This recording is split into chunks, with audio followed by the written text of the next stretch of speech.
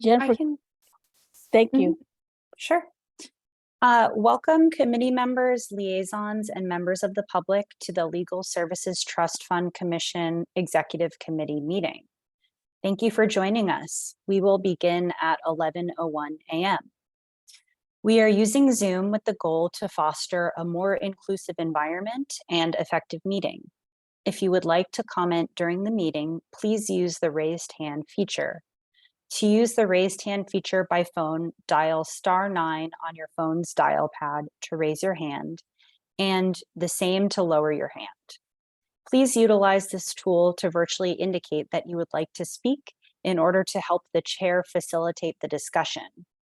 All Legal Services Trust Fund Commission and committee meetings will be recorded and posted to the State Bar website. A friendly reminder that this is a video conference and to please be aware of your surroundings behind you. Zoom captioning is available. To enable, select Live Transcript at the bottom of your Zoom screen, then select Enable Auto Transcription. Troubleshooting. Tip: for those using Zoom on a computer, when on mute, holding down the spacebar will temporarily unmute. If you use your phone to dial into the meeting, please be sure your computer's microphone is on mute to avoid audio feedback issues. While joining audio via computer is highly recommended, if an individual loses audio, they can call in separately using the Zoom conference number. Thank you. Thanks, Jennifer. So I think we're still waiting on Amin. But I think we do need Amin to start, Erica, because we need to make a motion for you to be chair pro tem. So makes sense. I guess we'll just hang out.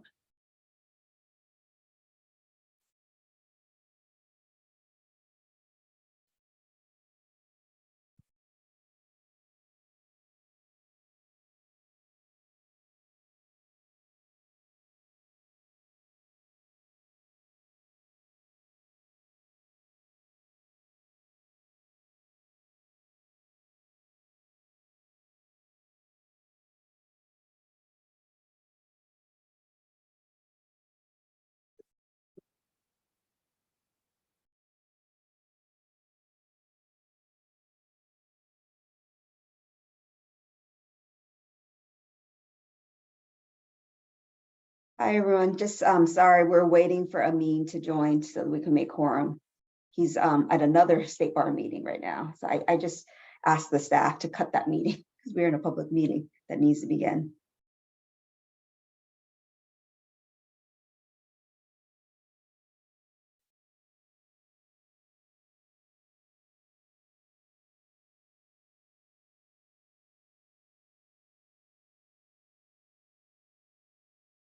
You guys just keep us so busy. We apologize. Let me give Elizabeth a quick call. Oh wait, there's Elizabeth.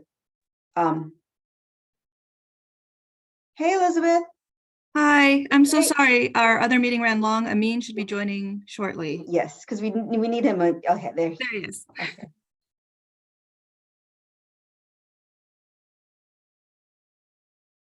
Hello. Hi, Amin.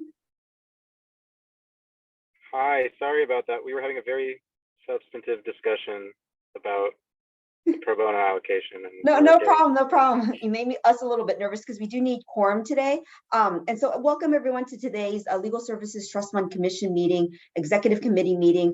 Chris Schreiber, who's the chair of the commission, the chair of this committee, is actually unavailable today. So we do need a motion to have Erica Connolly be chair pro tem.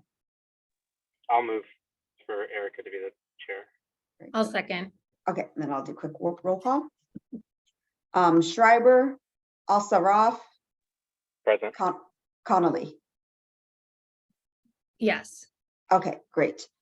So I will pass it back to you, Erica, to do the rest of the agenda item, which is roll call and all that. Yes. Okay, let's go ahead and take care of roll call. Okay, so roll call. Schreiber, Al-Sarraf. Here. Connolly. Here. Okay, great. We have quorum, and I'll do State Bar staff. I saw Elizabeth, Jennifer, Erica, are you on? Yes. Rocio and Brady. Brady will be joining us shortly. And then our liaisons, we have Laura from Judicial Council, and I believe Zach is on from LAC and Lauren from LAC. Great. And there are members of the public. Erica, I don't know if you really want to take public comments or right now or. Yeah, so my suggestion is I think there's some Nobody substantive has their, discussion. Some substance discussion around the agenda items. So unless there's an objection, I'd rather do public comment for each agenda item. Okay, so why don't we move into the approval of the minutes? So the April 25th ones, were there any concerns? I didn't see anything. I mean, did you see any problems? No, I'll move to adopt those. Okay, I'll second. I'll do roll call. Al-Saraf, Yes. Connolly, Yes, Schreiber. Motion passes. great. Man, with only two of us, it's moving along. All right, so let's move into agenda item 4, discussion and action items. So the first thing is the report on the California Housing Finance Agency, CalHFA, Foreclosure Prevention Grant Budget Revisions. Before we get into the presentation, is there any public comment on this matter? I don't see anybody's hand raised. Okay, great. Let's go ahead and move into the presentation. Thank you. Thank you, Erica. Thank you, Dwan. Good morning. This is a kind of a, there's no vote for this agenda item. It's just a report back moment from Office of Access and Inclusion staff to the committee. As a reminder, the executive committee has been overseeing the California Housing Finance Agency grants. It doesn't have its own committee. So like any other grant, when applicants need to seek either staff approval, state bar staff approval, or committee commission approval for a budget revision, we are processing those in the exact same way, even though it doesn't have a special committee of its own, and running them through this committee. So there is no vote for this because it's going to be in the staff approval range. Excuse me. And this is a quick reminder, we have 11 California Housing Finance Agency grantees. And this is a grant that runs for 3 years. It started July 1st of 2022. That was last July 1st, and it runs through June 30th, 2025. So they're coming up on the end of their very first year. So because there's only 11 grantees and they're only just under 1 year into the 3-year grant, you are about to see there's not a lot of requests. We have 1 request. The approval process for budget revision requests has the same thresholds for CalHFA that the other grants have. So anything at or below 10% is what we sometimes call self-executing or self-approving. We appreciate when they let us know that they made a change, but they don't necessarily have to.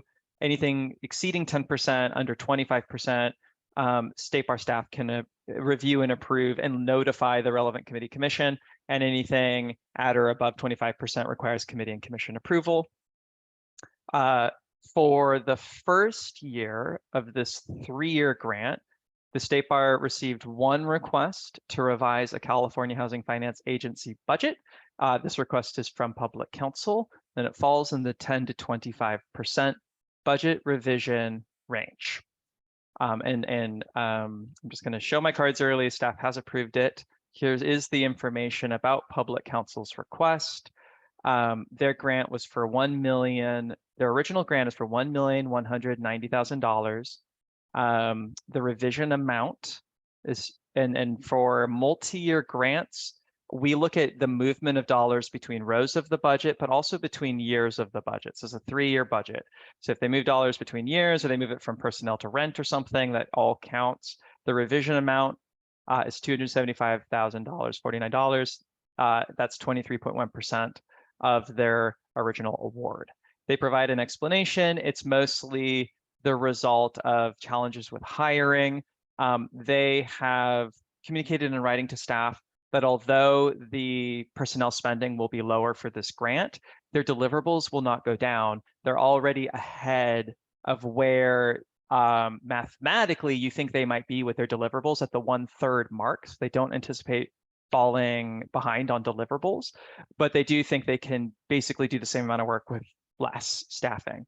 And so they are making this adjustment by taking some spending out of personnel and then also shifting spending from office supplies to other, taking spending out of office supplies because they anticipate providing fewer in-person events for homeowners, but instead providing training for homeowners virtually. So staff has approved this request, and this one is a little bit different. So I'm just going to go to the next slide to explain why this one's a bit different. And anyone on the executive committee who might sit on HP funds this will sound a little familiar. Public counsel, as part of their budget revision request, is doing something we don't often see, which is they're letting the state bar know very early that they think they will underspend this grant. It's a 3-year grant. It ends in June 2025. They're letting us know so early that it's actually possible to reallocate the potentially unspent dollars. And this is something we really appreciate public counsel has flagged for us, because the alternative is a program might just let us know that they underspent at the very end of the grant when there's no time left to maybe reallocate those dollars and they just don't get spent on the relevant work. So they're letting us know early that they're forecasting all the way to the end of the grant period, and they anticipate underspending by about $216,594. That's about 18% of their total award. And as part of their budget revision request, they're actually submitting a budget for a smaller total. So whereas their award is for $1,190,000, their budget revision request totals $973,406, and the difference is the $216,594. So I will just caveat that, going back one slide, I will just caveat that for this is not something the typical request. Usually when programs submit a budget revision request, it still sums to the original grant amount. So our mathematical analyses is not, we don't have like 2 tracks of math that we necessarily perform in the situation. To be conservative and consistent, for the time being, we actually factor in the return dollars, the preemptively returned dollars, into the total revision amount and revision percent, as though it's actually moving to a different row of the budget or a different year of the budget. But it's actually not necessarily the case that they're moving these particular dollars, these 216,000, from like personnel to rent or something. They're actually saying, we actually don't anticipate spending it, and we'd like for you to be able to reallocate it to other grantees who say they can. It's a kind of a magnanimous thing for a grantee to do. So of that total revision amount, 216 is actually going to be available for reallocation. Reallocation in the middle of a grant is not unheard of. That is something we do actually see from time to time. So the 3-year homelessness prevention 2 grants are just wrapping up a reallocation at the commission meeting on the 23rd, and the homelessness prevention 3 grants are likely to go through a reallocation process this late summer or fall. In a multi-year grant, it sometimes does make sense when there is funding that looks like it might be left over to try and move it around while there's still time for other grantees to spend it, so that by the end of the grant period, maybe everyone will have fully spent down and there's nothing left on the table. So California Housing Finance Agency, the agency, does support reallocating this $216,594 from public counsel. There's still going to be 2 years left on this grant. Staff at the Office of Access and Inclusion proposes, though, that we wait until the CalHFA grantees have reported on at least the first year of spending and services. They will have done that by the end of this July, so that they themselves have an opportunity to sort of assess their ability to maybe absorb additional funds from public counsel and still be able to spend them by June 30th of 2025. It also helps staff sort of make that assessment, because we can kind of like gut check their own assessments. But to give them a year, 1/3 of the way through the grant period, to just sort of see how their spending is doing. If other programs are thinking they might underspend, we can look at their first year spending. We can reach out to them over the summer, early fall, check with them and say, it looks like you're behind. Do you think you'll catch up? And if other programs also think they might underspend, we can include it in the reallocation with public counsel. And then we can also say, it looks like you're burning through your funds kind of quickly. Might you need more money if it becomes available? We'll get a sense of who could maybe absorb more. So there's no resolution or recommendation necessarily for today's meeting, but I wanted to put it on your radar. The Office of Access and Inclusion, in consultation with CalHFA, the agency, is going to be looking at first-year spending, kind of assessing the prudence of a reallocation later this year. We'll look at it this summer, but with the timing wise, it might be this summer, it might be this fall, and include public counsel in a broader reallocation. If there isn't a broader reallocation, we'll be proposing to reallocate public counsel's $216,000 to the remaining CalHFA grantees that can spend additional funds before the end of the grant period. So this is just an FYI update. Yeah, and that's it. That's the whole presentation. So take your questions. Erica. Just really quick, this may be getting ahead of it, but for the reallocation, is the expectation that the other grantees will like apply, or is it sort of pro rata? Is there like, do we have to go through another selection process or anything? That's a great question. So what we've been exploring this for Homelessness Prevention 3 funding, which is coming up on that 1.5-year mark at the halfway point, which also has a competitive grant. It looks like where we're going to end with that one is that we can reallocate it to the existing competitive grantees. So this would be we'd go to the other 10 CalHFA grantees. It wouldn't require for HP3, and I'm thinking for CalHFA as well, and we'd have to get CalHFA's input on this. But for CalHFA, it wouldn't be required or necessarily efficient to run a whole new like competitive grant process for such a small sum. To say there's $260,000, submit new competitive applications for project expansion would be a lot of work for not a ton of reallocation. But it would require, to the extent it was competitive, it would require some information flow from them to us to get a sense of like who would be able to spend it down, and then like maybe just enough competitive sort of like information to be able to for the committee to make a decision.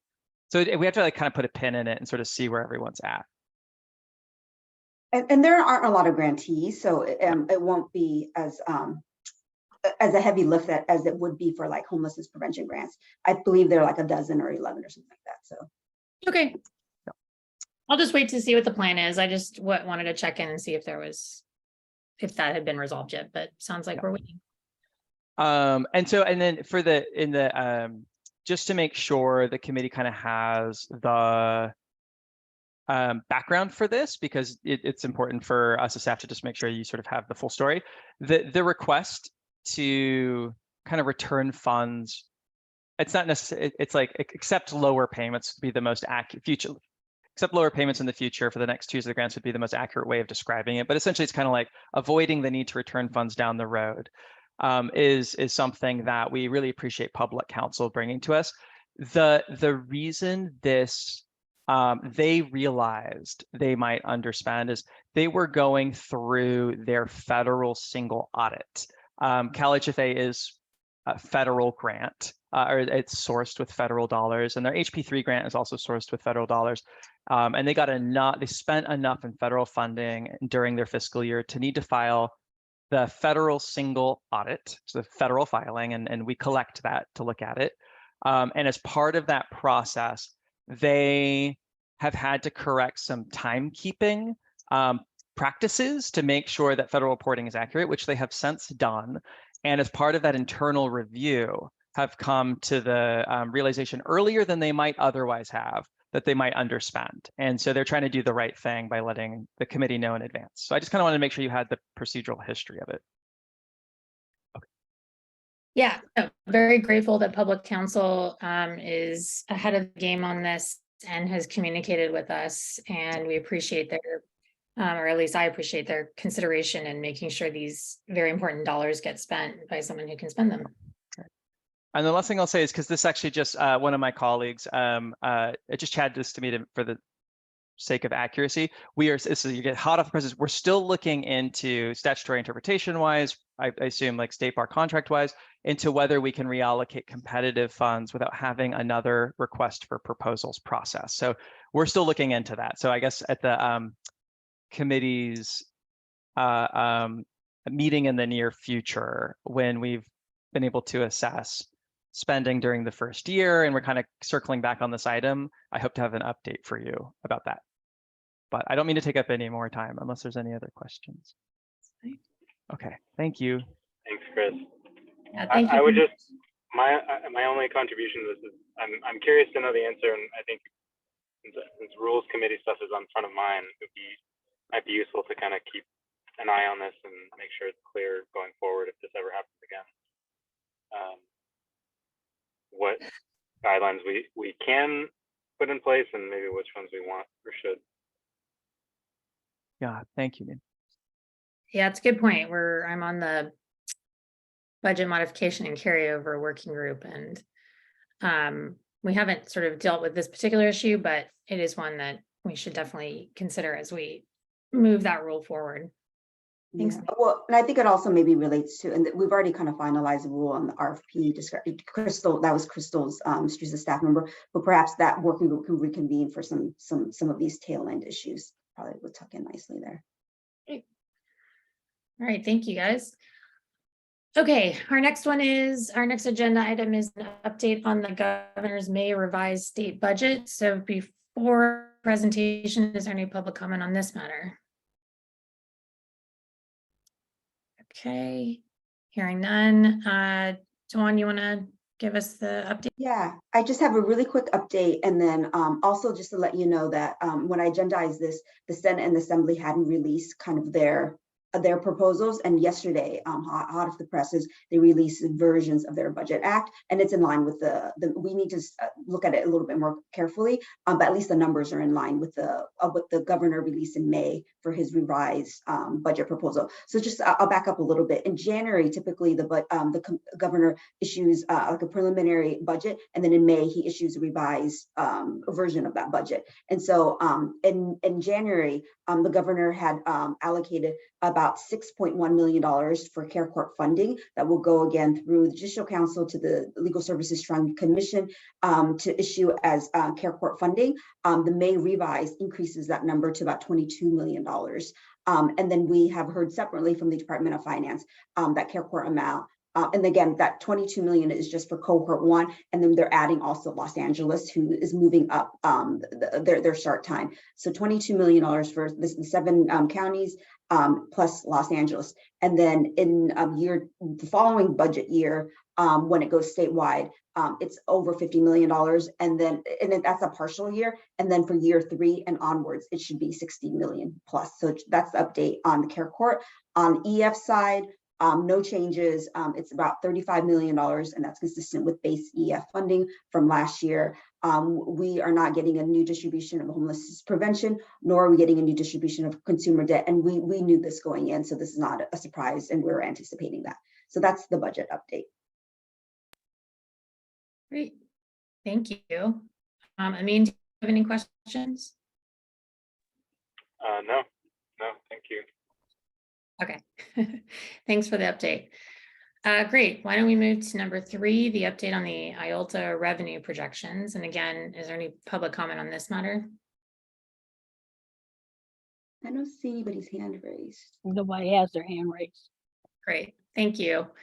Okay, why don't we go into this update? Dawn, this one's you as well, right? Yes. And Erica, I just want to give you a quick update because IOLTA revenue is very high. We're in a very good kind of revenues year, and I do want to give you an update before there's going to be a memo that's going to be posted for the commission meeting that outlines staff's recommendation. And this agenda item is a little bit unique in that there's a rules committee working group that's working right now to revise the IOLTA reserve policy. And in looking at that, they actually did look at, we have shared the revenue with them. And then that working group is proposing for the commission to adopt kind of their principles in determining kind of the 2024 IOLTA distribution. We looked at kind of our reserve policy, and we had Brady take a close look to see how closely subject we're to that. And Brady went back and looked at kind of historical information. And when the Board of Governors passed that reserve policy, I'll put in air quotes because we've been thinking of it as a policy,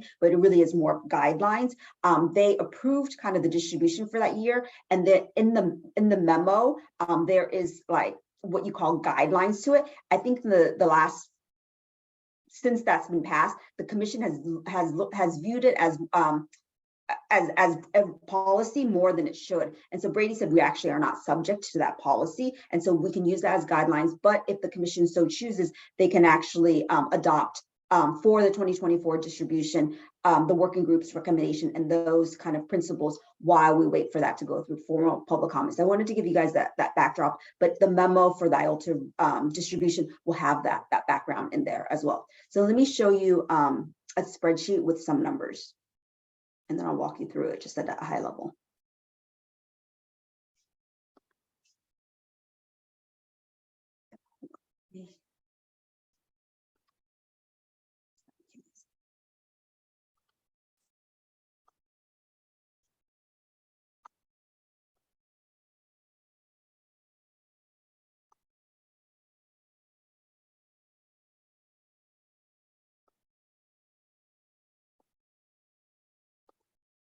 Great. Can you see this?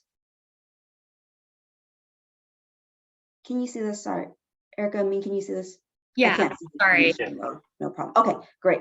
So just to remind you, around this time every year, the staff at the June meeting brings the 2024 IOLTA distribution recommendation to the commission. What we usually do is we provide 3 revenue projections for you, and then obviously the commission is not even subject to that. You can go in between that or use a different revenue projection. But we usually do an aggressive projection, a moderate projection, a conservative projection.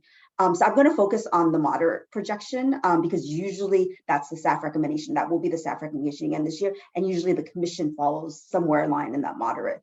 But just the spreadsheet will have all 3. So the middle one is the moderate projection. You can see right here, we're anticipating revenue for 2023 of $131 million. This is an incredible amount. Just to give you context, our distribution for 2023 was about $50 million.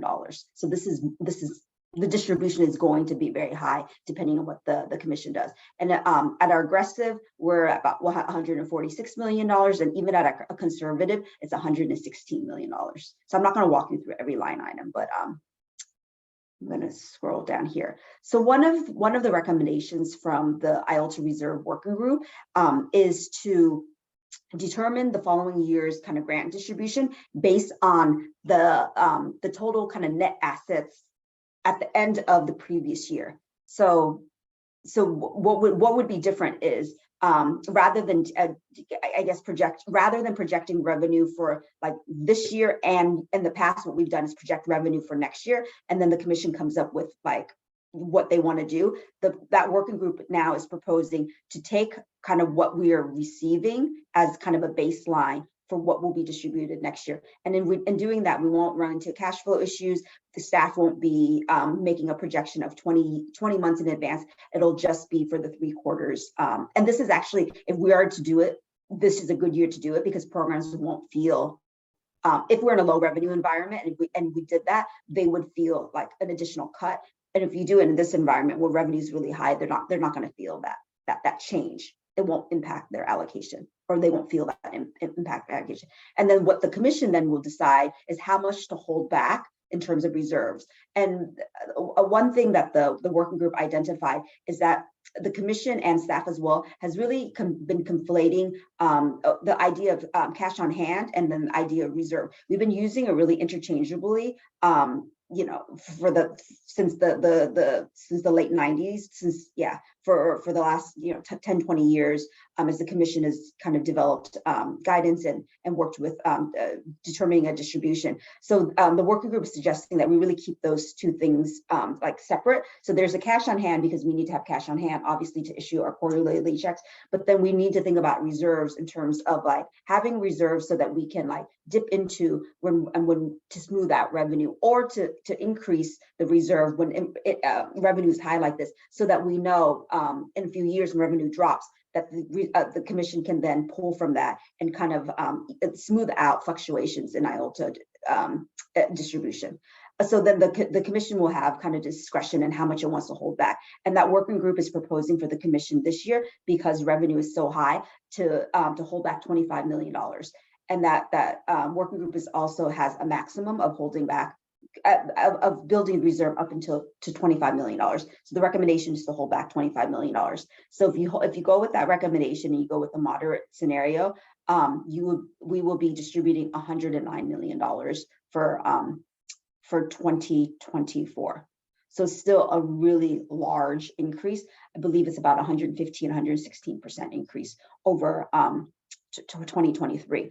The other recommendation, and I'm gonna stop sharing this so I can see you unless you have questions. The other recommendation that's gonna come before you is, because it's such a large distribution, the staff is recommending to have programs be able to spend it over 2 years, similar to what we did with EEF a few years ago when we had the one-time increase in EEF funding. The commission allowed programs to electively opt into a 2-year budget. This recommendation is going to be a little bit different than that, in that we're proposing not a pre-approved carryover, but we're just proposing for programs to take it as a 2-year grant. And then at the end of that 2-year, and it'll be just across the board, programs don't have to opt into it. Everybody just gets a 2-year grant. There could be potentially another carryover request of 6 months. Sorry, just to make sure I understand. So the idea is that if organizations want, they can opt into a 2-year spend of the money. And then after that 2 years, still have another 6 months. So not non-opt-in. So everybody will receive a 2-year grant. You can spend it in less time than that, but you're getting a 2-year grant. The difference between that and the EF is the EF was affirmative opt-in. So some programs chose to do a 2-year, and it was more of a pre-approved carryover versus like a grant, right? So then at the end of that time, we wouldn't be allowing for a carryover period. But in this case, everybody would be getting just a 2-year grant. Again, you could spend it in 1 year, but you also can spend it in 2. And the difference is it's not viewed as like an extra year carryover. It's just 2-year grant, and then we would allow then for programs to submit a carryover or a budget modification request for another 6 months. And then the commission is still going to be distributing a 2025 grant next year. So there'll be overlapping funding. Got it. If that makes sense. Okay, so everyone would just get a 2-year, and then they can decide whether they want to do a 2-year budget or a 1-year budget. And even if they do a 1-year budget, they would still, if they can't spend it down in the 1 year, they just do a budget modification, I assume, if it's like a big amount. Okay. Yeah.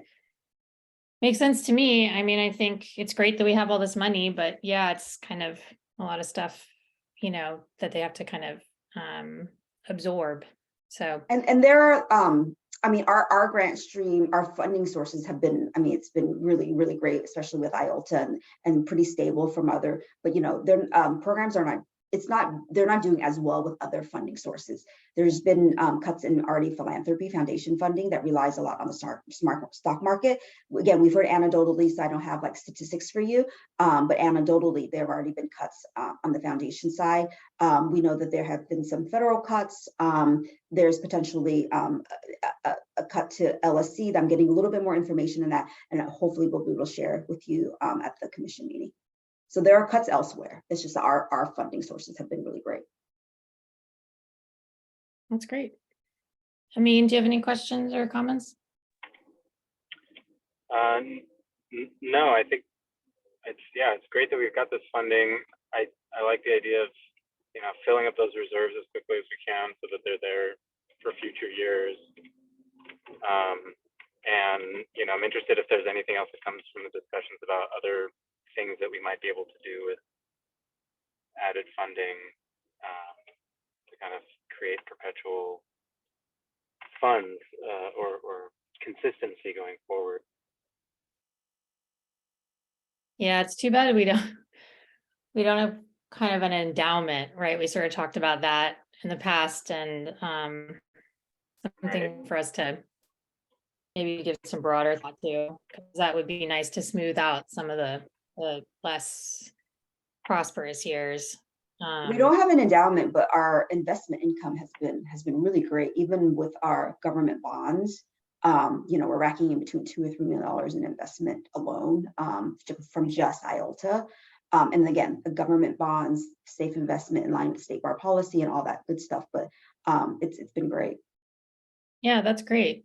Well, hopefully we can try to take advantage of some of that when there's, lean years. I know that the state's budget is quite the shortfall this year. So it's an interesting time. Okay, well, why don't we move then? Sorry, can I just ask one? Can you tell us a little bit about how 25 million was reached for the reserve? So, originally, I say the staff recommendation and myself personally, I kind of wanted that number to be higher because we know that one day, not too far away, maybe 2 years, 3 years, 4 years, IOLTA revenue is going to drop. And when it does, it's going to drop pretty significantly. We're not going to be able to distribute. We can't maintain a distribution of $100 million. It's just not tenable. It's not the way IOLTA revenue works. I wanted it to be maybe in the line of more 50 million, 40 million. But, that working group had really good concerns about if we built it so high, is that going to jeopardize ERF funding? Because, IOLTA funding is meant to be used, right? It's meant to be distributed into the community. So if we're holding back such large amount, will then it be an impression that it's not needed? And so I think given the political consideration, 25 million felt really comfortable with that working group. And I have come around to really agree. I support that completely, the $25 million reserve as the maximum at this juncture. Oh, and Erica has her hand, so Erica actually might be correcting something I'm saying. No, not correcting anything. I just wanted to add to that a little bit that the $25 million number specifically, in addition to being a comfortable amount, came from the average of the last 10 years distribution. So that was sort of, coming up with a number that actually made sense in the context of the past decade. And then, you'll see this with the proposed rule when it's posted, but there is, provisions for increasing with things like inflation, as we've seen, that may be necessary. And there is a provision to allow it to go above 25 million under certain circumstances, like when the distribution is going to more than double if we don't do something like that. So there are some adjustments that can be made, but may not necessarily have to be made. But as Joan said, that 25 million seemed like an appropriate starting point. Yeah, it makes a lot of sense. Oh, go ahead, Amin. No, I was going to say the same thing. I think it makes sense, and it sounds like there's a fleshed out kind of policy as to when that can be used, how it can be used, and what goes on in the future. Yes. Okay. I think it sounds like like I said, we'll take a look at the proposed rule when it is actually put out, but it seems as if our reserves can be somewhat of an escape valve when there's, just a fire hose of money to help smooth out, since we put a lot of pressure on the organizations to spend. I like that there's that as an exemption when necessary. Yeah, Right. and I heard that again anecdotally from programs that with funding cuts elsewhere, it's great with IOLTA because they'll use that to kind of smooth that out, some of their other holes in their funding. Okay, so just at a high level though, the update and the recommendation at the commission meeting will be aligned with the proposed rule, even though we haven't quite instituted the rule, given that the feedback is our current policy is guidance, but not binding on us. Exactly. Perfect. Okay, I appreciate it. All right, why don't we move to the next agenda point, approving the recommendations regarding commission oversight of IOLTA and EAF funds. And first off, do we have any public comment on this matter? Catherine Blakemore has her hand up.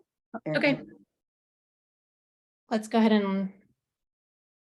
She should be able to talk. I just had to push the unmute button. No. Good morning, everyone. I just wanted to thank all of you who have thoughtfully worked on this issue and this approach, and to indicate that I support the recommended staff action.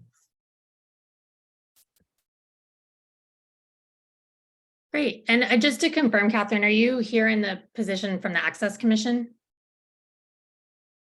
The Access Commission hasn't taken a position on the state on this, so I am here as myself. Okay, got it. Just as a member of the public. Perfect. Thanks, Catherine. Appreciate you coming in to give us your voice on this. All right, why don't we get into the presentation on it? Sure, I'm gonna be handling that.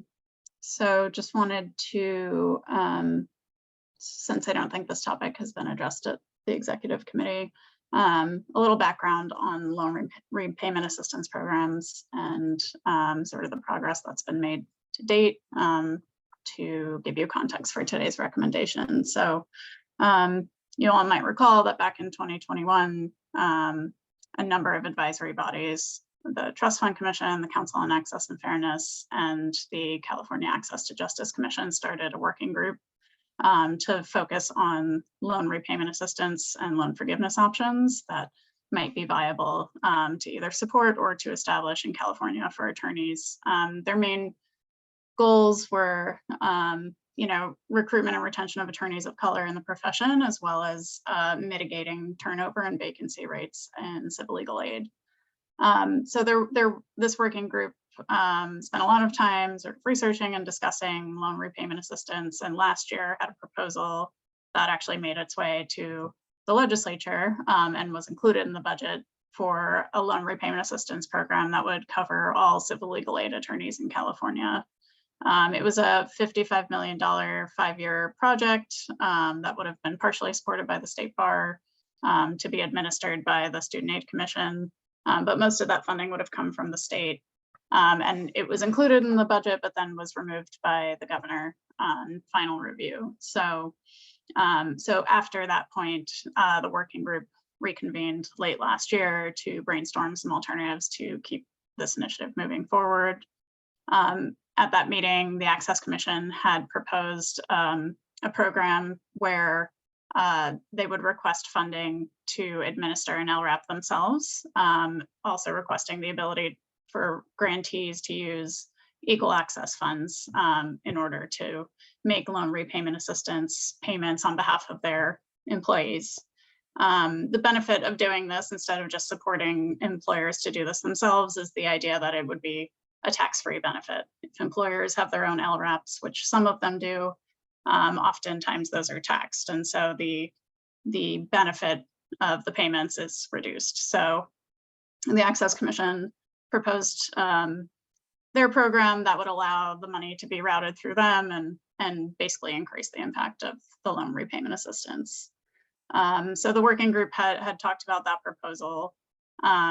Some of the members, while supportive in general of loan repayment assistance, were in favor of the commission doing something like this instead, and also just had general questions about it. The proposal has gone to the legislature at this point. My understanding is that it has gone through budget subcommittees at both the Assembly and the Senate. So we're expecting it to be included in the final budget for next year. In the meantime, staff and some members of the working group and some commissioners had discussed the possibility of the State Bar, or the commission more specifically, running its own type of LRAP. We're not recommending that the commission do that at this point. One of the major reasons being that it would be potentially confusing to grantees if the Access Commission is having its own program and the commission were to start one at the same time. It could also be duplication of efforts that might be better served working together on one project at the time. And so what staff is proposing is that the commission spend its time in the next few months creating some guidelines for the loan repayment assistance program that the Access Commission is likely to be able to administer next year. This is because grantees will need some parameters to know what they can do with their equal access funds if they want to direct it to loan repayment assistance. And so coming up with things like their what staffing classifications they can use, how they should be reflecting these payments in their budgets, things like that, really need to be fleshed out in order to make sure that the funds are appropriately used and that the commission can exercise its oversight abilities with and its obligations with the creation of this program. So we are recommending that the commission move forward with creating guidelines, and we would need, if that's true, if that's approved, we would need to create a working group pretty shortly after the commission's meeting next week in order to come up with these guidelines. So we're proposing that the members of that working group, staff would solicit volunteers or request volunteers, but it would be both from the commission as well as the Council on Access and Fairness.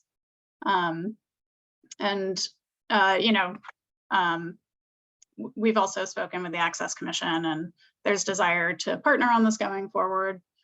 So we would keep them apprised of any guideline development and recommended requirements.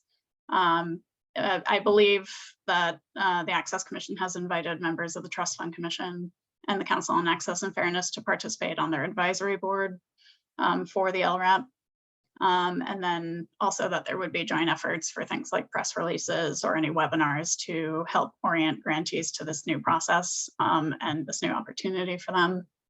So again, just to reiterate, the timeline is short. So our recommendation is to focus efforts on creating guidelines rather than the commission creating its own loan repayment assistance program for next year.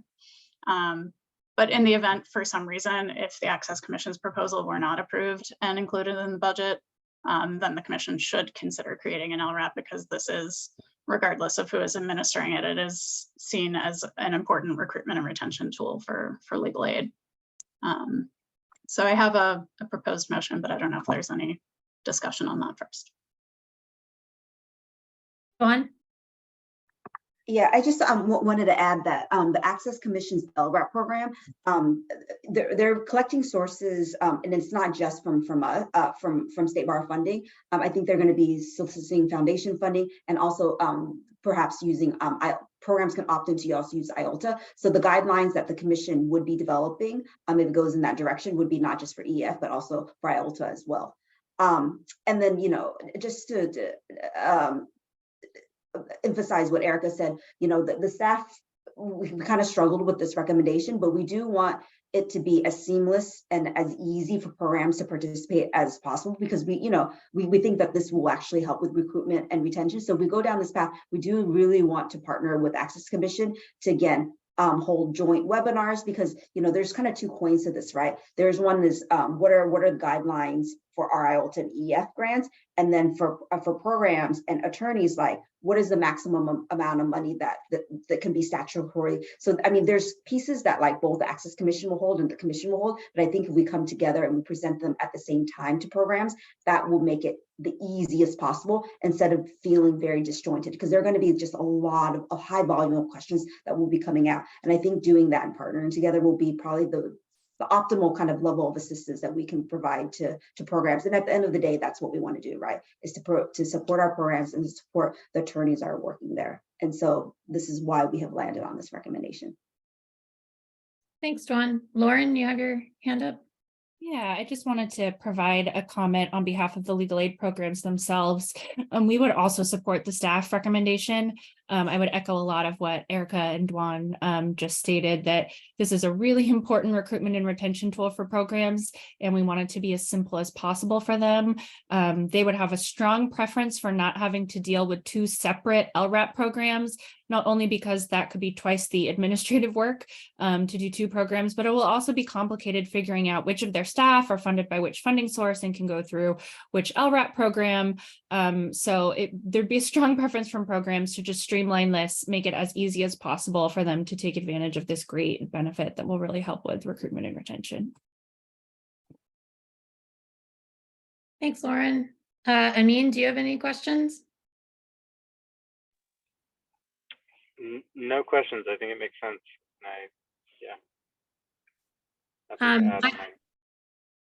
Yeah, I have a couple of just sort of follow-up questions / discussion points that's probably worth. Do we I mean, I think it makes sense to kind of go with this way. Is the expectation that at some point the trust fund commission would take over the LRAP, or is the access commission? And this may be something that if Catherine's still on the line, she may be able to provide information on, that the access commission would keep it for, forever, or is there an expectation that it would eventually come to the trust fund commission? Do we know?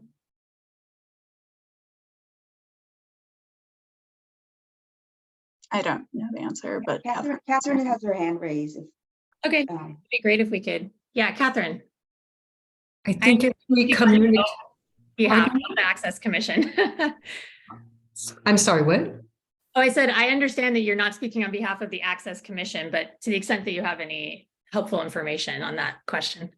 So I think in a conversation with you and a subsequent conversation with Dwan, the commission expressed an openness to looking at other people that could run the LRAP program on a long-term basis. So there hasn't been a decision made about what does that look like, who would be eligible to run the program given the specific Internal Revenue Code requirements that we're aware of. So I think there's work and discussion to be had about that. I mean, honestly, like this is in both houses version. The budget has to be approved by Friday, I think, or Thursday. So from our perspective, it's actually not done yet. And we're very hopeful it will be done and signed into law. And then I think it's time to kind of get to work and have those discussions, and the access commission to have those discussions and to get the program up and running. And we look forward to the guidelines that the bar's developing, which we think is the appropriate place for you to regulate kind of grantees and how they can spend their money. Great. Sounds like there's some future interesting conversations to be had. Are there any issues? Catherine raised the sort of Internal Revenue Code. Do we have any views on our ability to administer a program in the future if that was something that we wanted to do? Brady, do you want to take that right now or not? Yeah, so this is something we looked at last year when there was some movement on this, and then we dialed back. There is some ambiguity in the code. There's one provision that sunsets after 2025, I believe, that it makes very clear that a government agency could. There's some ambiguity in the statute. There are two ways to read it, and I haven't gone back into detail, and I will be providing some legal analysis just on the question, but we had discussions. Erica will remember with Erica Carroll will remember with Heather Jarvis, who's sort of the can't remember. She runs a nonprofit that supports LRAP programs across the country, and her view was that the IRS has been very supportive in its rules of such programs, and there was a informational letter sent out to Maryland a couple of years ago that suggested that a state agency can run the programs. So if it were decided that it's something the state bar wants to do, we'd look into getting a revenue ruling or an informational letter from the IRS to that effect. But yes, there is admittedly some ambiguity in the statute that would need to be dealt with. Got it. Yeah, it sounds like that, if it, per Catherine's point about, sort of ongoing conversations about the Access Commission considering, it may be, I believe my understanding is the Access Commission sort of considers itself an incubator, that if we wanted to sort of take that over, there might be some, after it's up and running, maybe some legwork we can take care of in the meantime in order to cross all our T's and dot our I's if we want to bring that in-house, given we have to do all the guidelines and everything anyway. Great. Any other comments or questions? All right. Do we need a motion on this one? Yeah, I can bring up a proposed motion.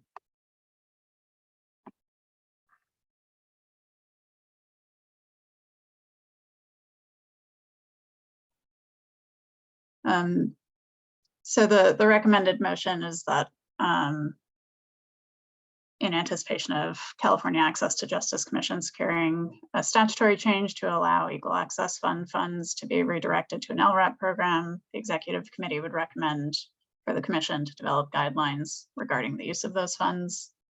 We have an alternative in the event that the Access Commission's proposal is unsuccessful in terms of securing a statutory change. Then we would recommend that the executive committee recommend to the commission that the commission administer an LRAP program of its own and issue guidelines in relation to that program. One suggestion I have before we actually take the motion is just some wordsmithing, but right now it reads as if there's only to develop guidelines regarding the use of the EAF funds, but as Dwan pointed out, and as my understanding is that the Access Commission is agnostic as to the source of funds. And so it seems as if those funds could be IOLTA, I guess in theory, organizations could even argue that their competitive grant money, if it could go towards it. So I think we want to be a little bit broader about guidelines on that, given that, from my understanding, the Access Commission they're not going to regulate where the money's coming from. They assume you're going to comply with your grant requirements. Correct. So any state bar administered, regarding the use of any state bar administered or commission? Why don't we call out IOLTA and then any, if you're okay with that, Erica, like to allow EF/IOLTA and then any others, state bar funding. I'm not saying that they can, my statement is not to say that they can use competitive grants, but I think it's something we ought to be considering as we put these other, as we put the guidelines in place.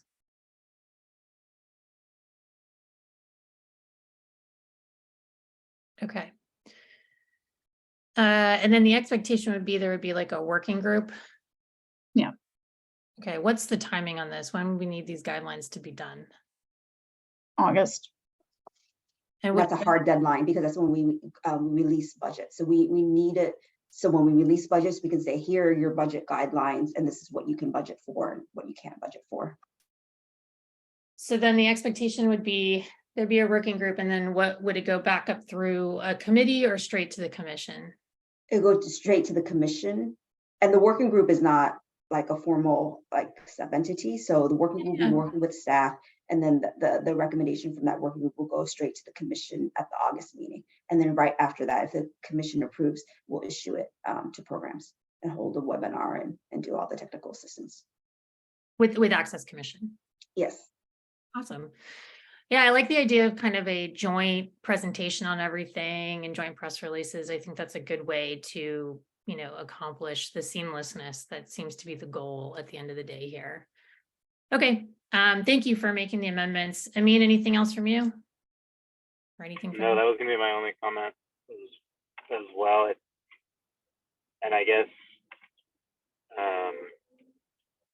do we want to make the same one in the second paragraph, actually? Or just use of a state bar administered fund at the end? Yeah. And with that change, I'll make that motion. Okay. It's like, give me a break. I was just a little bit on the nose, a little on the nose. I was like, you are not my people. I think somebody is not on mute.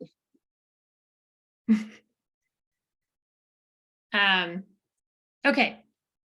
You made the motion. I'll second. Sorry. Forgot where we were at. Got distracted. Great. I'll do roll call. Al-Sarraf? Yes. Connolly? Yes. Schreiber? Motion passes. Great.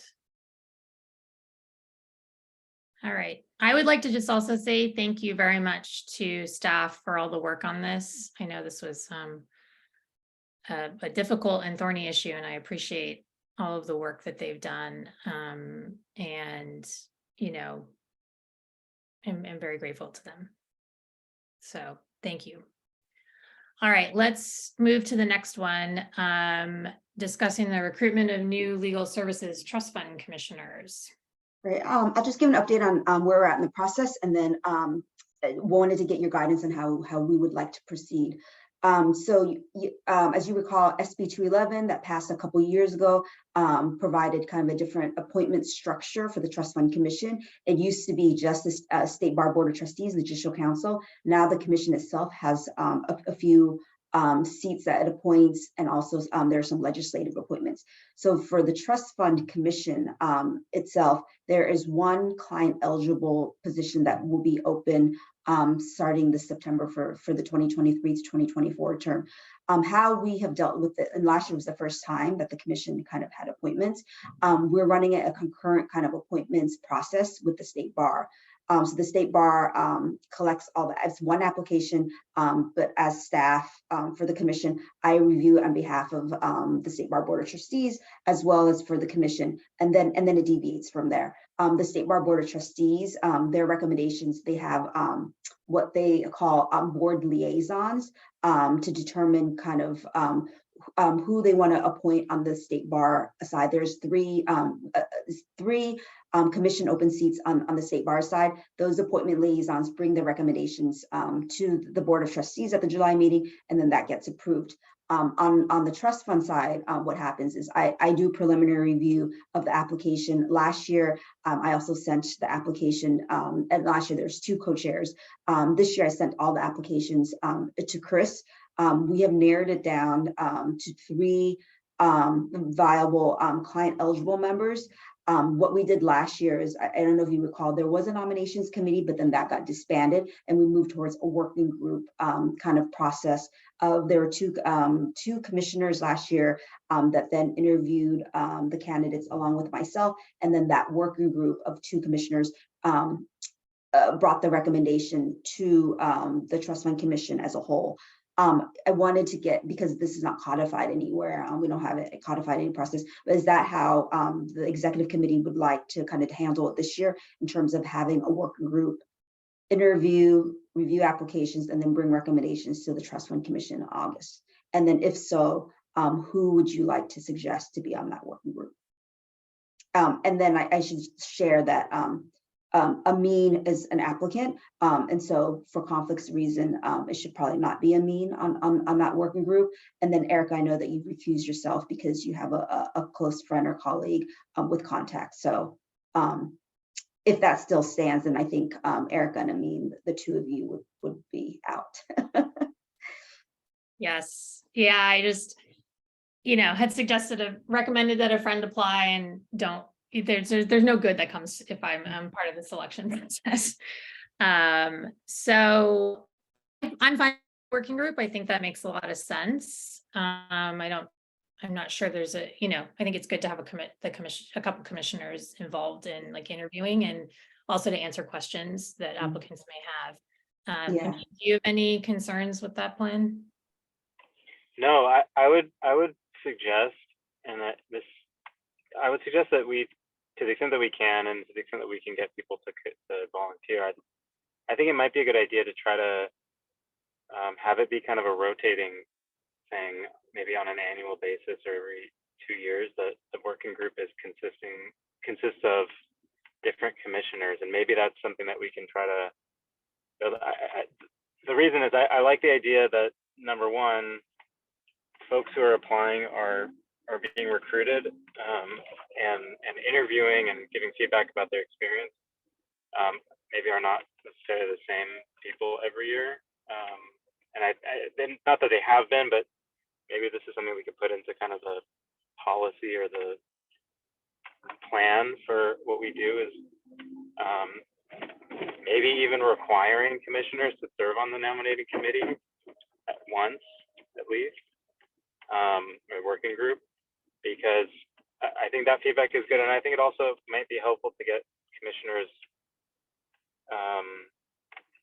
maybe a little more tuned into the commission, maybe commissioners who may not be as tuned in, if they're part of that process and they're, number one, connected, more commissioners are connected to other commissioners that are new commissioners coming in, but also maybe thinking about and learning about and becoming more active in the work of the commission so that they can be ambassadors.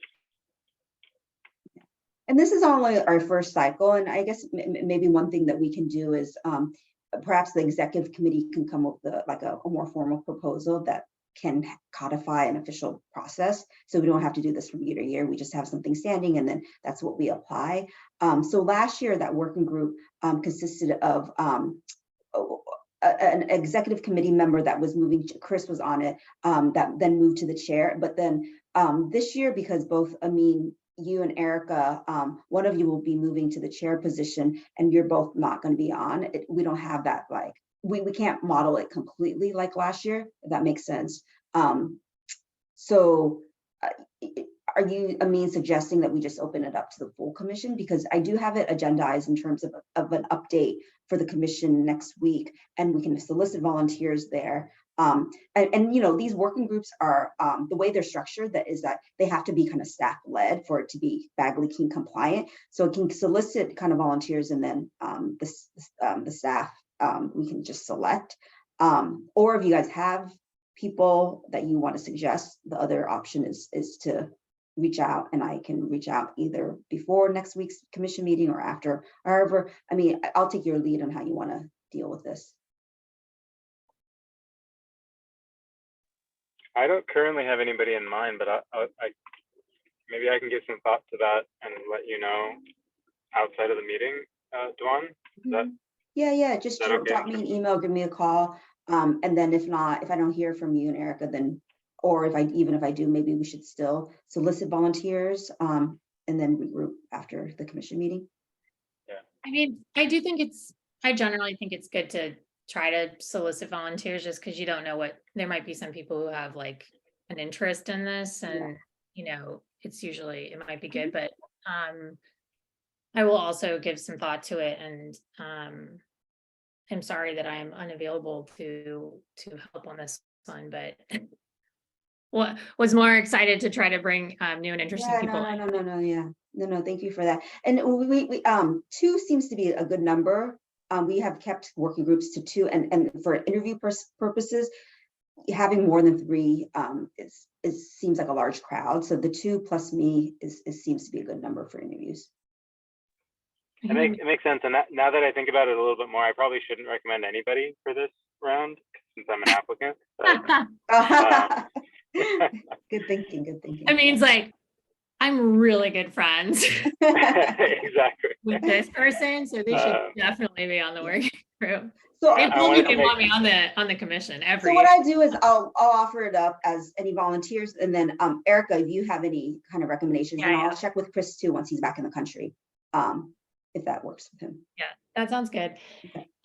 One other thing to give some thought to, and I know this gets a little tricky with Bagley-Keene, but it might be good on Main's point about engagement. If, like, I know we do the orientations, but to the extent that you could sort of, with a staff, either have a staff or a staff and a commissioner who can be kind of a mentor or something, you know, to new members, so that if they have questions, trying to get background. I know when I started, I felt very perplexed about sort of what all the different things were and why, you know, what was happening. So I know, like I said, I don't want to run afoul of Bagley-Keene, but I think would be helpful if we could have some person that they, you know, can kind of check on them, and, you know. And that doesn't run afoul of Bagley-Keene. I mean, Brady actually did some research for us. I believe it was last year, the year before. If it's like in a mentoring capacity, or you're giving like historical information about the commission, or you know, answering procedural questions, as long as you're not having a substantive debate on an agendized item, then I think that's fine. And we have had commissioners in the past that have been a go-to, and newer commissioners have helped. So I don't know if we want to do a little bit more strategically, or like just to make sure. I mean, one thought is to have maybe it goes through XCOM, and every XCOM member gets, you know, 2 commissioners, or we can open it up again, and I can try to do a buddy system if we want to do that. I mean, either way is fine. I'm happy to take on some people. You know, as Erica Carroll knows, like when I was chairing a different committee, I sort of reached out to everybody, and I thought that Yeah. was useful. It was good to get some feedback on like how the committee was going, and and she very nicely sat on all of these calls with me. So I'm fine with taking on that role. I do think it's good to have someone who has some experience with Bagley Keene as well and can navigate that a little bit. But yes, I think it would be good, whether it's through XCOM or even the chairs, right? Like maybe the chairs of each committee, can also take on some mentoring. Yeah, that's a really good idea, the chairs of the committee. Yeah, I just think it would be useful to, check in with people and make sure they're, find out what their interests are so that when we have these kinds of things, we can make suggestions on the new people as well. No, I really like that suggestion. And last year we had a number of new commissioners. We anticipate, 4, I think, new this coming round. And so there's just been a lot of new commissioners. I think we need to start developing relationships with them, bringing them in so they feel really close to the work and close to the, their colleagues and close to the staff. I mean, with now that we're easing out of the pandemic, that'll be a little bit easier. I'm hoping commissioners could feel comfortable, I know there are commissioners that have developed beyond a colleague relationship, and that's kind of really helped with the commission work as well. And so there could be more in-person contact as well. People feel comfortable. Yeah, definitely. Yes, I think all of that makes a lot of sense. I agree that maybe not that I want to add to whether it's the rules committee or XCOM or whatever, but having a formalized process is probably a good idea, and some guidelines within that process for generally you want someone from XCOM on it or not, and somewhat relatedly, which we don't have to address right now, but one thing I do think at some point it would be, I know we have to worry about Bagley Keene and maybe this has to be a public meeting, but I think it would be sometimes useful to have the chairs of the committees and XCOM kind of discuss, things like procedural issues and how everyone's managing their meetings and whether there's issues that we need to be aware of,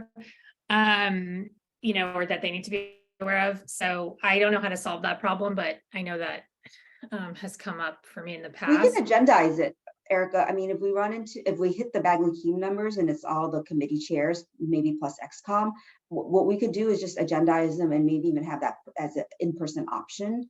And then just you can discuss it Yeah, I just think it might be useful to this kind of a thing. It might be useful, or if we're doing things like, how are we handling, we sort of, I think, adopted all of our particular rules for minutes and all that kind of stuff. But if there's any feedback on things like public comment or anything like that, it might just be useful. Anyway, just a random thing that I'm putting out here that's not, we don't need to talk about it in substance now.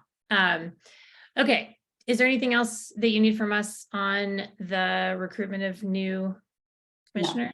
No, I think I got my directions, so thank you. All of this chat, hopefully this is something useful out of it.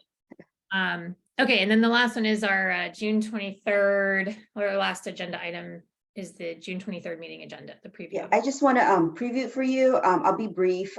It's a very, very heavy agenda item, so we'll just be pretty cognizant when Chris and I, coordinate to run through kind of the agenda items in an efficient and timely manner. So let me share my screen. Give me a second to pull it up.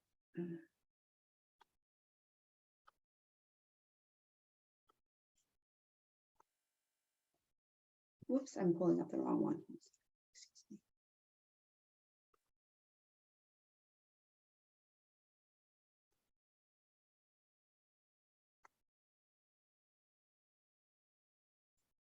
Sorry, I had the wrong document pulled up.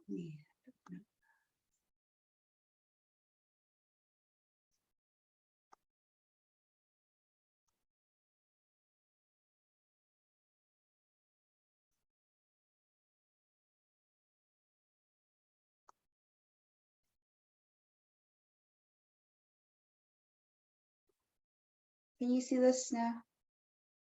Okay, great. Yes. Yes. Okay. Okay, so that's all administrative stuff, and then we go into a grants administration report. Rocio, Elizabeth and I will give a brief report from the three directors.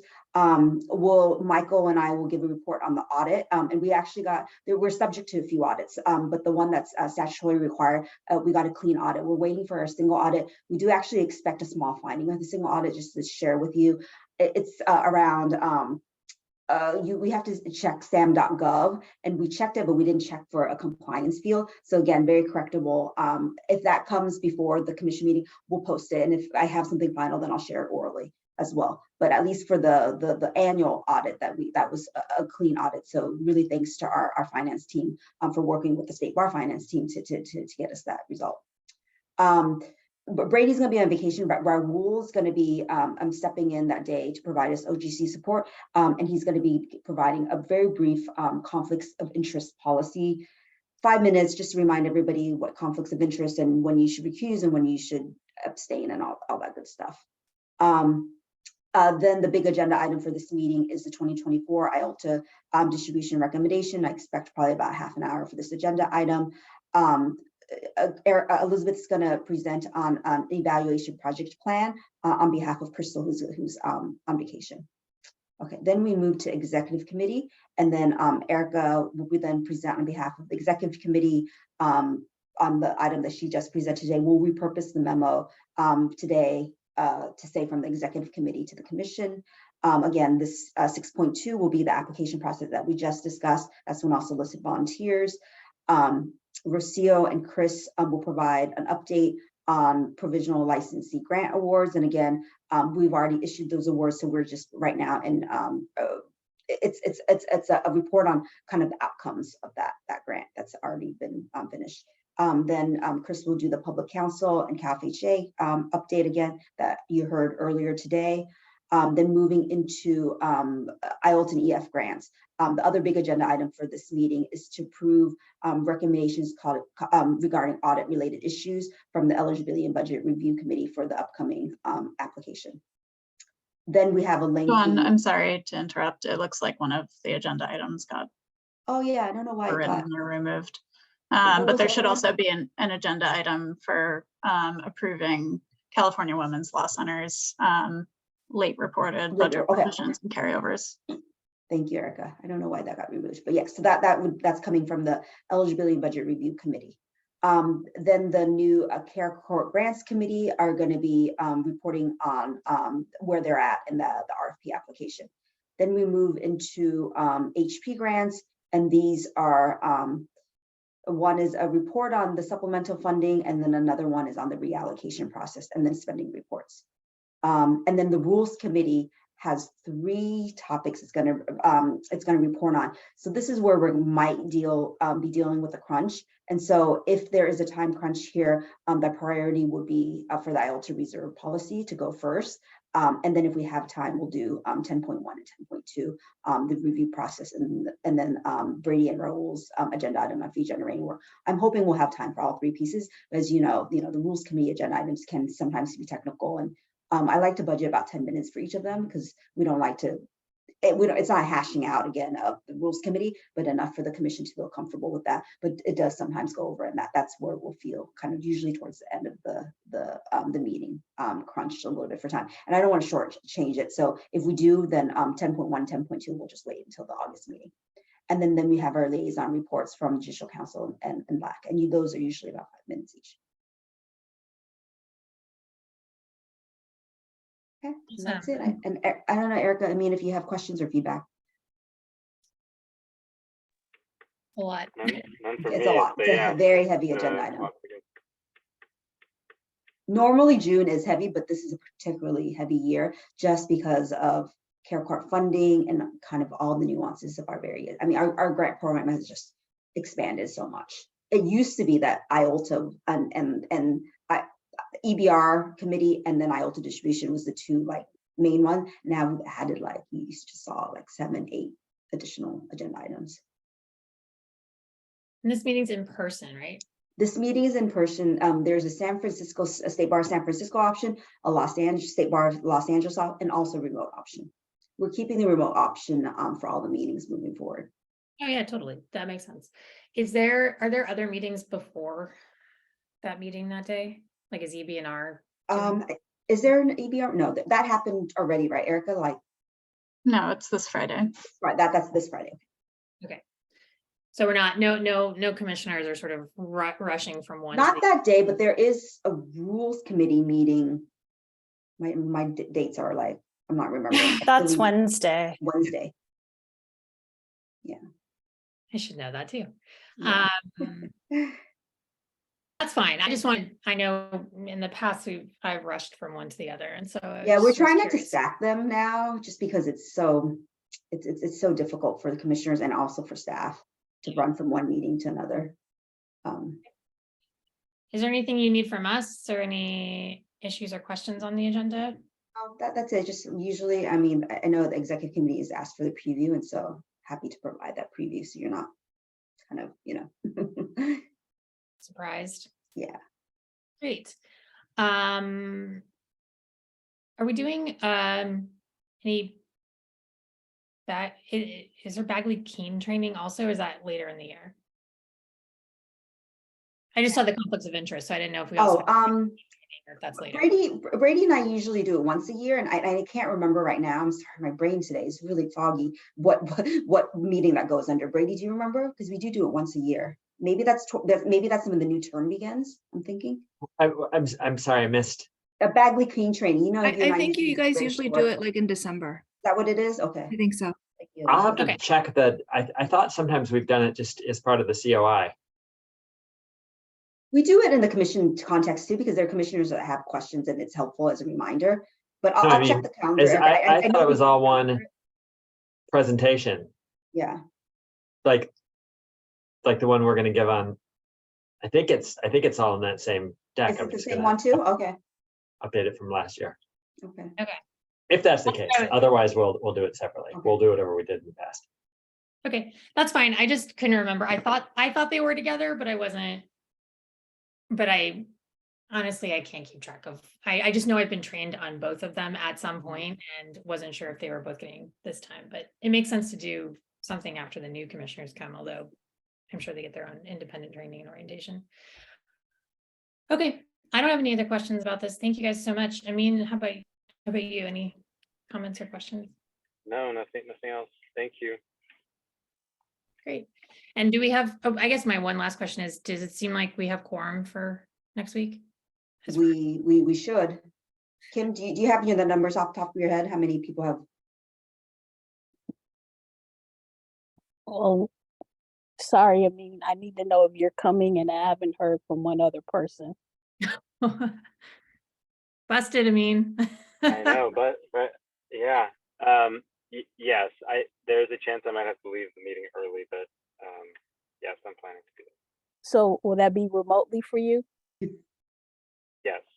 Okay, thank you. So Kim, we have comfortable quorum, right? I usually hear from Kim if we don't, so I'm assuming. Yes, comfortable. It's just Okay. one person hasn't responded, but I'm still working on that. Thank you. Thank you very much. I just wanted to check. I will be there in person. I try to get into the Bay Area, once every other month or so. No, thank you for coming in person. And, there are going to be a number of us, the staff in person, and, I invited LAC to come in person. Judicial Council is also welcome to come in person too. Just let us know so we order enough food. We hope to see everyone.